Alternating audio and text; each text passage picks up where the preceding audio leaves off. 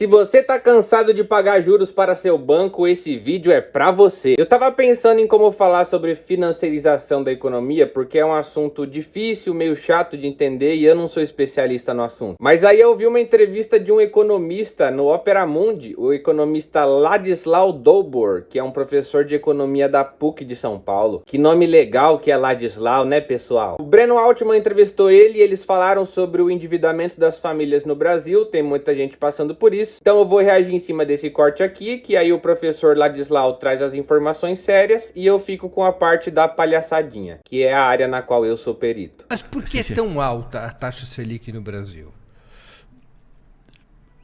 Porque dá lucro. E o vídeo fica por aqui, galera. Uma pessoa que tem 1 bilhãozinho só, tá? Não que nem essa gente aí da grande grana que tem 100 bilhões, etc. Uma pessoa que tem 1 bilhãozinho só. Cidadão humilde, começando ali de baixo para poder empreender no Brasil, que não é fácil. Ele aplica na taxa Selic, certo? 15%. 15% de 1 bilhão é 150 milhões. É simpático, né? Você está de bom no bolso, está fazendo aplicação financeira, que aqui chama investimento, né? Não é aplicação financeira. Você ganha 150 milhões. Eu faço uma divisão muito simples. Divido por 365 dias, isso dá 400 e poucos mil reais por dia. Eu não sou de exatas, mas eu acho que isso é um pouquinho mais de um salário mínimo, né? 400 e poucos mil reais por dia. De mão no bolso. Com o dono do capital dormindo, se quiser. O capital dormindo. Ele não tem que fazer nada. Tem gente que chama de primeiro comando do capital. Enfim. O verdadeiro PCC.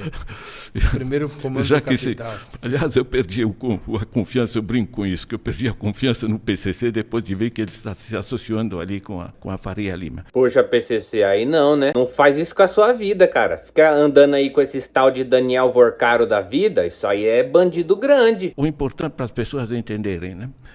Isso é dinheiro dos nossos impostos, certo?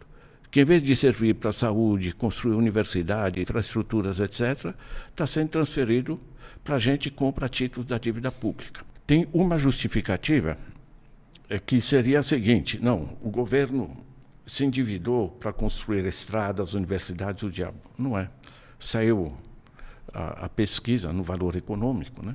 82% do estoque da dívida, cerca de 8 trilhões hoje, certo? 82% é simplesmente juro sobre juro. E o governo tomando dinheiro para pagar os juros da dívida anterior. Exatamente. Eu tô igual o governo então, tamo junto, galera. A Nubank fica no meu ouvido que nem um agiota. Ah, vai parcelar? Então toma esse juro no seu cu. Então, o cara que ganhou 150 milhões no ano, o que ele faz? Ele pega esses 150 milhões e compra mais títulos da dívida. Agora ele já não certo? tem 1 bi, ele já tem 1 bi 150. Claro. Então, isso vai representar, neste ano 2025, a gente terá pago cerca de 1 trilhão de reais, né? Eu acho que o governo tá com um pouco mais de dívida que eu, no caso, né? Eu duvido você responder quantos zeros tem o número 1 trilhão. Pensa aí. No final do vídeo eu dou a resposta, hein? É 12. Desculpa, eu sou ansioso. Dos nossos impostos, que ao invés de servirem para construir escola, etc., etc., foram para o bolso dos aplicadores financeiros. Muito melhor, né, galera? Em vez de a gente ficar construindo escola, vamos pagar o primo rico. Já coloca o Paulo Cogos na presidência do Banco Central e foda-se o Brasil. Com isso vai aliviar a pressão sobre a inflação. E um outro argumento muito corrente no mercado é que a taxa Selic é alta porque o governo está gastando muito. Ele é um reflexo de uma política fiscal supostamente expansiva. Esses dois argumentos fazem sentido? São narrativas, né? São narrativas. As pessoas, eu pego a Forbes, os americanos nos fazem o favor de analisar os bilionários brasileiros, tá? Você pode comprar, eu compro na Paulista, ali na banca, o anual, né? Bilionários brasileiros, 300 bilionários brasileiros, certo? Essa gente tem interesse em manter a taxa Selic alta. Isso é o básico, tá? Muito mais importante ainda, ou tão importante, é o fato que se você vai pegar grande parte dos deputados do Centrão, de senadores, etc., tem muito dinheiro aplicado na taxa Selic. Meu Deus! Cara, eu não esperava isso do nosso poder legislativo. Para eles, ter uma taxa Selic elevada é dinheiro direto, os 400 mil que estava levantando aí para o bilionário, né? Do lado da inflação, faz sentido quando você tem uma economia que a gente chama de superaquecida, certo? A economia está bombando, o pessoal comprando muito, enfim, certo? Aí você esfria a economia, certo? Porque você com isso está colocando, de certa maneira, dinheiro parado nas contas públicas, certo? E você esfria a economia, você esfria a inflação. A última coisa que o Brasil precisa é esfriar a economia. Rapaz, se esfriar mais a nossa economia, a gente vira o sub-zero. Subir a taxa de juros no Brasil para combater a inflação é tipo se apagar um incêndio jogando um balde de gasolina. O que está gerando o déficit nas contas públicas é justamente o desvio do dinheiro dos nossos impostos para transferir em um ano R$1 trilhão. Certo? O que é R$1 trilhão? Ninguém sabe. R$1 trilhão é um conceito, tipo assim, existe no mundo das ideias, mas é só uma abstração, assim. Você imagina o número 1 com 12 zeros do lado, e aí você só imagina mesmo. Eu tive agora na reunião do Conselho Nacional de Saúde, né? A gente está discutindo como melhorar, digamos, essa parte, né? O orçamento da saúde é 250 bi, certo? Ou seja, o que o Faria Lima, BlackRock, enfim, etc., enfim, os grandes bancos, eles estão tirando, é o equivalente a 4 vezes o orçamento da saúde, certo? Então, essa compreensão, digamos, da dimensão do desvio é fundamental para a gente entender que justamente o déficit é gerado por essa... Pela taxa de juros. Certo. Agora, o que é importante é o seguinte, eu sou curioso, então pego a estrutura do processo decisório do Banco Itaú. Quem eu encontro entre os acionistas? BlackRock. Aí eu vou para o Bradesco. BlackRock. Eu tenho uma faxineira. Eu passo para a conta dela R$350 a diária. Ela tem problema de saúde. Então, ela entrou no Notre Dame. No plano de saúde. Plano de saúde. Quem está no Notre Dame, eu vou lá verificar a estrutura do coisa. BlackRock. Caralho, essa BlackRock é dona até da minha mãe. Vai tomar no cu, hein? Fiquem longe da pedra, criançada. Antigamente, você tinha que passar dinheiro na mala, no aeroporto, na cueca, o que seja, certo? Notas. Certo? Essa miséria de R$350 que eu passo para ela, ela passa uma parte para Notre Dame, em frações de segundo, uma parte disso vai para as contas lá dirigidas por Larry Fink nos Estados Unidos. Está me entendendo? Ou seja, hoje, experimente tirar R$100 do bolso de um favelado, certo? Você toma facada no mínimo, só para ficar esperto. Hoje, eles tiram um dinheirinho de uma faxineira de uma região pobre aqui de São Paulo, isso os algoritmos resolvem, ou seja, você consegue fazer uma microdrenagem de dinheiro de bolso de bilhões de pessoas no planeta, certo? E são algoritmos. Tem uma coisa muito simpática, eu me interessei pela taxa de lucro da Visa. 55% ao ano. É um intermediário financeiro, tá? Não do cartão. A taxa de lucro é 55%? 55% ao ano. Essa é a taxa de lucro da Visa. Mundial ou no Brasil? Não, mundial. Eles não me dão o número no Brasil, que seguramente é muito mais alta, porque pegue, por exemplo, os 450% do rotativo do cartão. Galera, tem que deixar de existir esse negócio de número maior que 100%. Onde é que já se viu existir um número maior que 100%? O nome já diz, porcento. Aí você vem com 400%, vai tomar no cu também. Leva as calças também, Visa. Faz parte do meu trabalho e de outros, né, que divulgam todo esse processo e dessa luta por resgatar o bom senso nas finanças, que isso é um dreno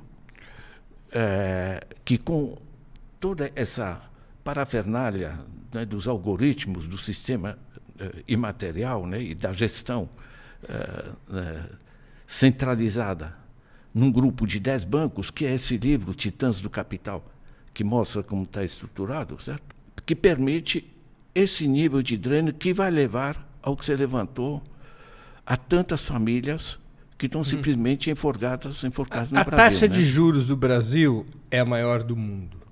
Ou a segunda maior do mundo? Ou entre as 3 maiores do mundo? Não tem importância. A taxa de lucro dos bancos também é a maior do mundo no Brasil? Não sei dizer, tá? Porque se dilui entre um conjunto de acionistas. Mas é nababesca, sem dúvida, tá? Então, se você está endividado ou endividada, saiba que isso é muito lucrativo para quem está no andar de cima. No Brasil, a burguesia vive parasitando a classe trabalhadora, que chega no nível de pedir empréstimo para pagar as contas básicas. É uma taxa de lucro sobre um volume de crédito relativamente diminuto. Não é que eles dão muito crédito para estimular a economia. E seria até inteligente, certo? Você poderia dar muito mais crédito a juros muito mais baixos e lucrar da mesma forma pela escala de atividade. Aqui não, eles trabalham pela taxa elevada. Pela taxa elevada, que enforca as famílias, né? Aí a galera da direita fica falando que defende as famílias. Eu fico me perguntando o que exatamente eles fazem para defender as famílias. Que as famílias aí tudo lascada, fudida pelo Itaú, Bradesco, Nubank. Aí vem os caras da direita. Eu sou o defensor da família. Você é goleiro, filha da puta? Então, de um lado, você tem essa taxa Selic, que drena basicamente 1 trilhão, equivalente a mais ou menos 10% do PIB, certo? E que tem um impacto muito ruim para toda a economia, porque em vez de você investir para coisas úteis para a sociedade, você está pondo o dinheiro, na mão dos grupos financeiros, Bradesco, Itaú, Faria Lima, etc., que por sua vez estão ligados a BlackRock, State Street, Vanguard, Fidelity, UBS, enfim. Os grandes fundos financeiros mundiais. E é isso que a gente chama de neocolonialismo. Ser uma neocolônia não significa só que a gente vai assistir os filmes dos Estados Unidos ou que a gente vai comer McDonald's e usar Nike. Significa que o dinheiro dos nossos impostos já está conectado como se fosse num teleférico que já leva a nossa grana direto lá para um gringo filha da puta. Então se tornou um sistema global e nós não temos regulação global. O que poderia dar errado, né, professor? Quem não gostaria de hipotecar a própria casa para morar num Celta? Quando você enforca 70 milhões de adultos, que dá quase a metade dos adultos do país, enforca eles em dívida, ordem de grandeza, dado do Banco Central, 30% do rendimento das famílias está travado em pagamento de juros, certo? Quando você reduz em 30% a capacidade de compra das famílias, certo? Porque estão pagando esses juros que poderiam se transformar em compra real, certo? Você reduz a demanda sobre toda a economia, certo? O que, por sua vez, vai atingir diretamente a área produtiva, certo? Eu lembro e eu uso, digamos, uma entrevista que um empresário gaúcho estava dando no Estadão. Ele disse, realmente, está mais barato eu contratar. Mas para que eu vou contratar se eu não tenho para quem vender? Meu amigo, vai lá pedir pros gringos comprar os produtos agora. Na hora de esfolar o brasileiro de trabalhar na 6x1, aí vocês querem, né? Agora vai lá pedir pros americanos comprar o secador de alface da Polishop que vocês inventam aí, vai? Se põe na pele de um empresário que pensa, eu tenho 5 milhões, vou produzir o quê? Produzir. Se eu precisar de um complemento de investimento do banco, o banco está cobrando 25%. Repetindo, na China é 2%, na Europa 3% a 4% ao ano. Certo? Aqui 25%. Diz, olha, se eu precisar de dinheiro do banco, esquece. Certo? Você pagar 25% de juros, devolver o principal e ainda ter lucro. Certo? E as pessoas não estão comprando. O que ele faz? Compra título do governo, 15%, mão no bolso, certo? E vai dormir. Muito obrigado por esse legado, viu, Fernando Henrique Cardoso? Tomara que o diabo coma seu cu. Ou seja, você paralisou a capacidade de investimento do Estado, que é tão necessário, né? Infraestruturas, comunicações, água, saneamento, tudo essas coisas, né? Educação, políticas sociais, infraestruturas, tal. Você travou a demanda das famílias, que é o principal motor de dinamização da economia. E paralisou parte das empresas. E nós tínhamos a indústria representava 22% do nosso PIB, e hoje está representando menos de 11%, certo? Ou seja, não é só que eles estão tirando o dinheiro. A gente tem nomes, se eu tiro da tua carteira, é roubo, tá? Enfim, né?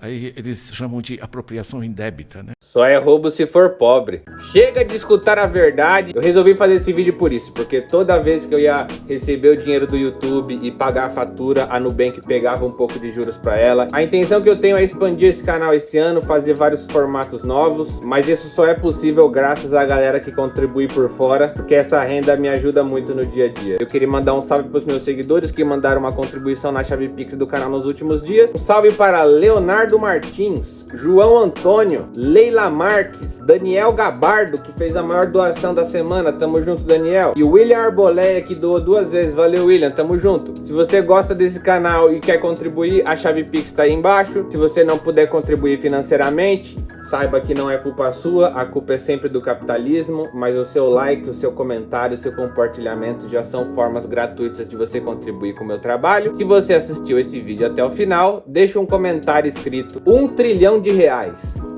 É nóis.